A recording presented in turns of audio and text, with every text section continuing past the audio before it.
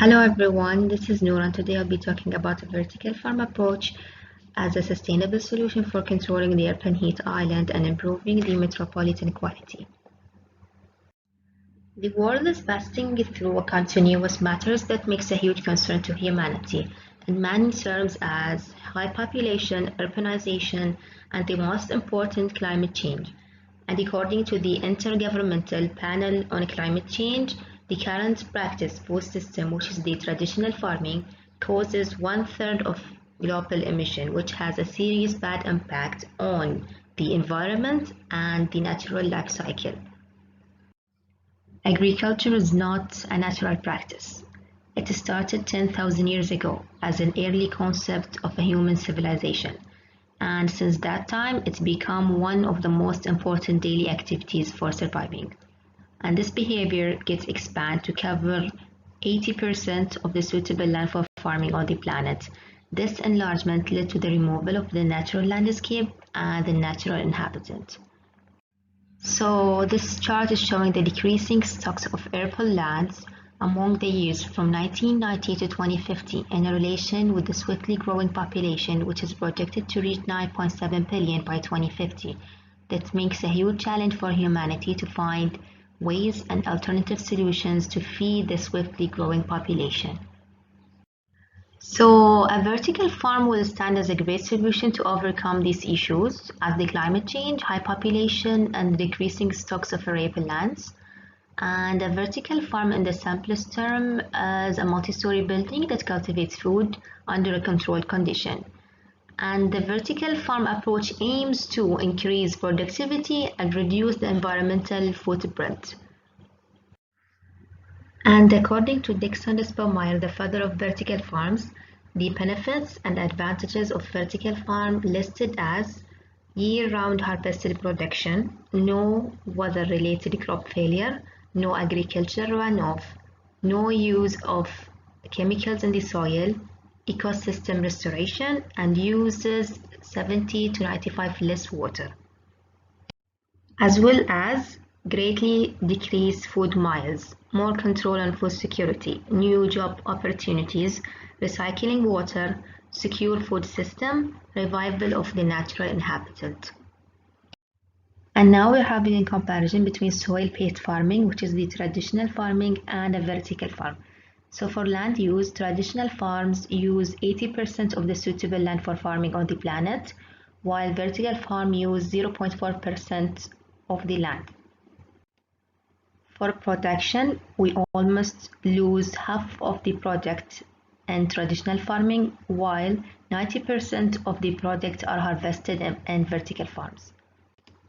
For water, 70% of the global fresh water are used in traditional farming, while vertical farm use 95% less water in cultivation process.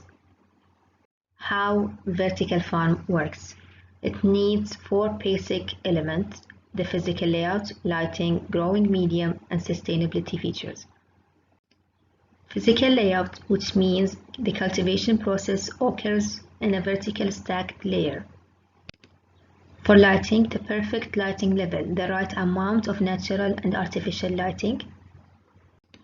For growing medium, the soilless cultivation, aeroponics, aquaponics, and hydroponics cultivation methods. Sustainability features, renewable energy, advanced techniques to offset the energy cost of farming. The vertical farms focus on the opposite practice of traditional farming in terms of surface area, environmental conditions, water, energy consumption, and energy generating methods. The vertical farms depends on controlled process achieved by technology. Technology as control systems, soilless cultivation, LED lighting, and harvest robots. Across the world, we can see many vertical farm projects. Like in Sweden, we have the World Food Building. In New York, we have the vertical farm, and in France, we have the Living Tower. In fact, there's just one built vertical farm, and the others are just a proposal for a vertical farm project. Like the Living Tower in France. The Living Tower is a self-sufficient structure as it generates needed electricity from natural resources like solar energy and wind energy. The World Food Building in Sweden, the first vertical farm ever built. This project will save a total of 1,100 tons of CO2 emission and 13 million liters of water each year. The building is divided into two sections, the office area and the farm area. And there is an exchanging process between these two sections in the CO2 and oxygen. This building shows the chances and opportunities to integrate vertical farms within any existing city skyscraper. A project such as a vertical farm positively affects the citizens, climate, and the overall atmosphere where it will be placed.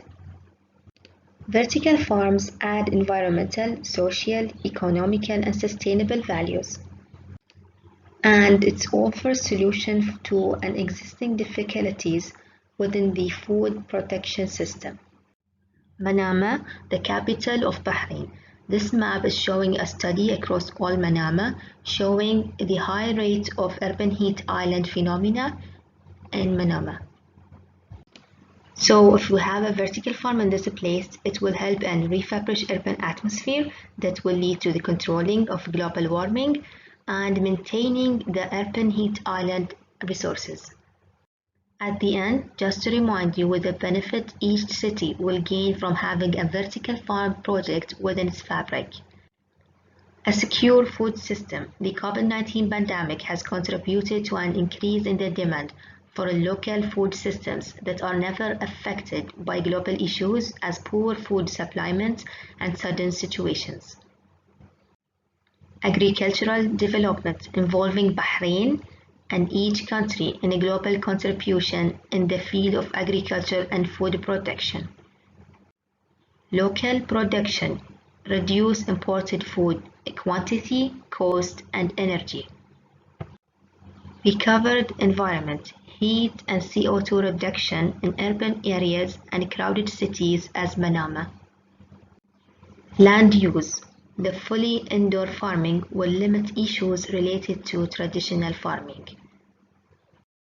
A vertical farm will add sustainable values to the city as these projects integrate water and waste recycling systems.